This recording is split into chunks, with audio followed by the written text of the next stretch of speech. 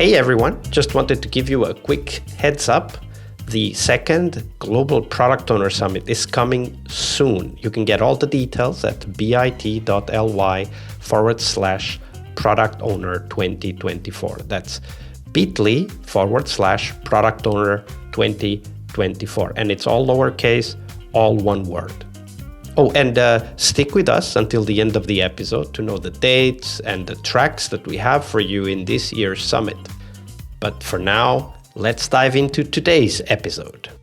Hello, everybody. Welcome to one more week of the Scrum Master Toolbox podcast. And this week, we have with us Jörn Hendrik Aast. Hey, Jörn, welcome to the show. Thank you so much for having me. I'm stoked and excited. That's good to hear. We do have some difficult topics to go through. But before that, let me introduce Jörn to all of you. He founded New Work Heroes in 2018. He's an entrepreneur, podcaster, and author dedicated to innovating work through team collaboration, leadership, and personal development.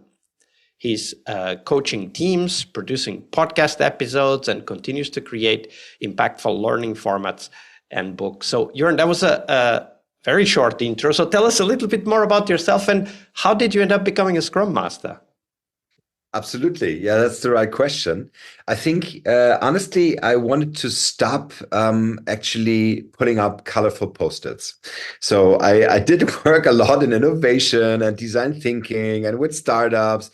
Living and working here in Berlin, Germany, right? It's the city that is vibrant and has a lot of startup tones, but it's also the city, the capital city of Germany, where big corporates love to set up their little innovation hubs, their gleaming towers, ivory towers of innovation. So what you do there is produce a lot of hot air and a lot of colorful posters on walls.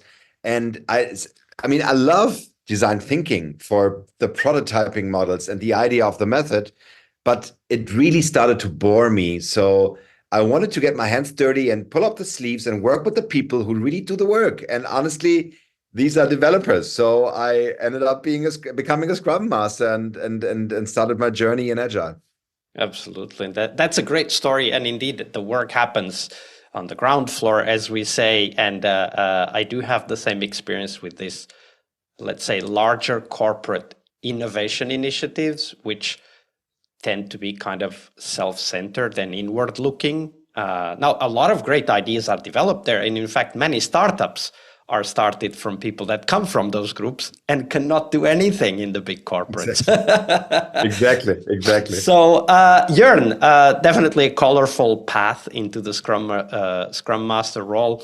But of course, today is Monday, so we're exploring the topic of failure because, of course, we learn a lot from it, and we do need to understand the context in order to take away the lessons that will help us succeed in the future. So let's dive into one of those moments with you, Jörn. Tell us a story of a moment where you, as a Scrum Master, you did your best, but at that time, as it so often happens to us, you still had a lot to learn. So let's hear that learning story. Tell us that story first, Jörn.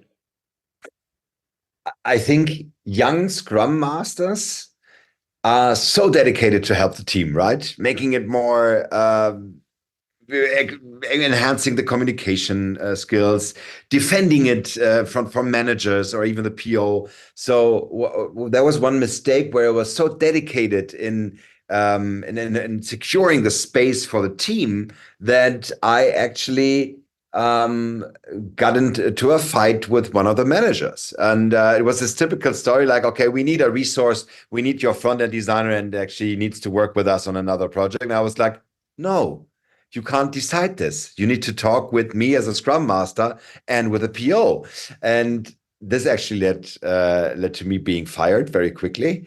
And since I was working as a freelance Scrum Master, or mostly in freelance jobs. And this is an important lesson, right? So actually, from the get-go, it's kind of playing with the fire, with the hierarchy of the management. So there's this common phrase in the Scrum Master community, don't be a martyr, right? And there's also another aspect, which is that we can't solve problems that the people we are helping don't want to have solved.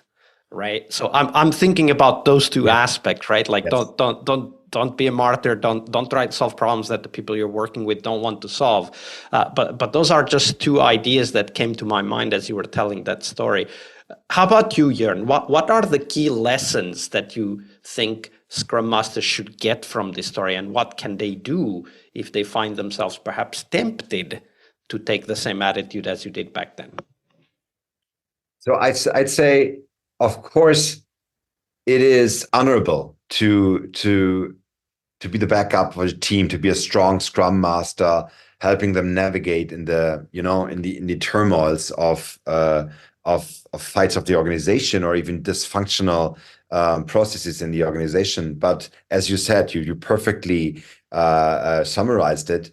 You should see, where can I have impact, and how can I inspire people to see how these problems are actually infecting my team, right? Or actually the anti-patterns, actually how they turn out. So I'd say, be good in describing the problems, and be creative in your ways of bringing it to the right people who actually listen to you, right? And be aware that if you don't have people who listen to you while you discover these anti-patterns, you better find them, right? And you should have the right angle of actually talking to them, right? Yeah, absolutely. So let's do a little bit of role playing here. Let's say you have a time machine and you go in, open the door, sit down, and show up exactly at the same time in your body at the time when that conversation was happening with the manager. What would you have liked to have told that manager at that time, given what you know today? Very nice. I would go for, yes, thank you for your request. I do understand that this is important. Do you also know how this would affect the team? Did you do you have knowledge about what this decision would mean for the team, and how it would affect their sprint goal, and actually what they want to achieve, right? So I would more going into that, in that direction. Okay, do you actually see how this could affect the team, and how can I help you make understand of how it would affect the team?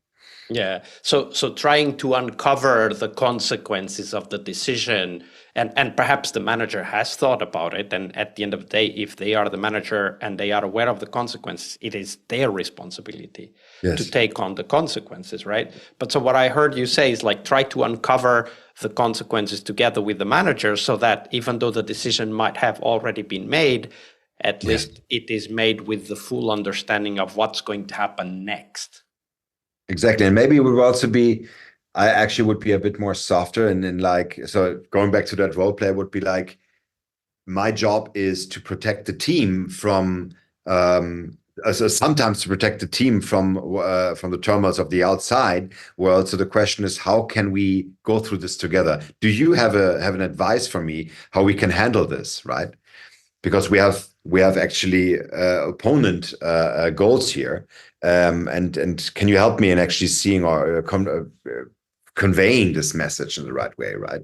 Yeah, and actually that's a great point, and a tool that we perhaps don't use often enough, which is that when there's a problem in front of us as Scrum Masters, we don't necessarily need to come up with the answer or the solution, but we can ask for help, and we can ask for help from the people who are, in our mind at least, triggering the problem, right? If we kind of discuss the goals, if we have an understanding of what the goals are, then we can go and say, hey, so I understand that my goal is to help the team complete their sprint successfully. With this request that you're making, I don't know how to do that. Can you help me figure out how we can satisfy your request and help the team achieve their sprint goals successfully? Beautiful put. Nicely. Yeah. Love it. Absolutely. Great story. Thank you for sharing that with us, Jörn. You're welcome. And next to time travel. Now I wish I would have the time travel machine. So can you please help me? And I want this. Time travel machine on the Tuesday episode, everybody. Perfect. Hi there, Agile friends. Thank you for sticking around and listening to the details of the Product Owner Summit. this year's global summit dedicated to a critical Scrum role, the product owner role, of course, will have some amazing keynotes and 4 tracks filled with first-hand stories and experiences for product owners to learn more about that critical Scrum role. The summit will take place between April 23rd and 25th, so book your calendars. There will be loads of sessions for you to attend.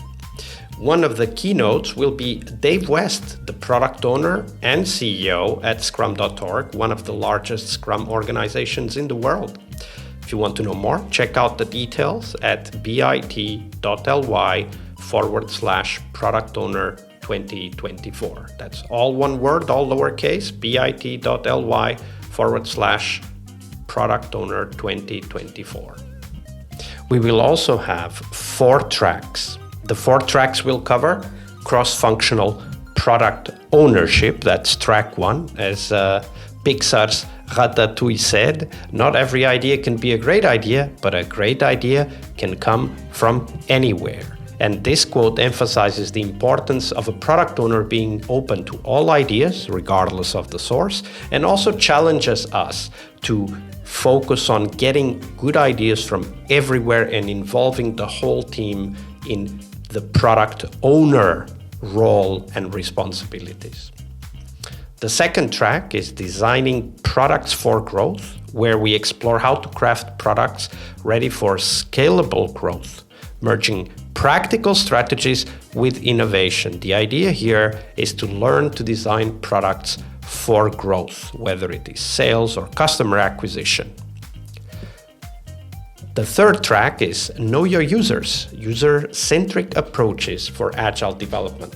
In this track, we learn to master user-centric techniques in agile development, to deeply understand customer needs and transform insights into meaningful UX designs that focus on engagement and satisfaction. This is a track ideal for innovation-focused agile teams. And the fourth track, one of the most exciting tracks in my opinion, is product development with AI, ideas for product owners. Not only do we discuss about using AI in the products, but also AI for product owners to learn to make a bigger impact with the help of the AI tools that we already have. The Product Owner Summit will also present to you great opportunities to network with your peers. So get your ticket and join our Slack. You can get the ticket and join the Slack at bit.ly/product owner 2024. As always, we have free tickets and also the paid tickets that help to support this podcast. So check them out at bit.ly/product owner 2024. That's all lowercase, all one word, product owner 2024. I'll see you in the summit floor.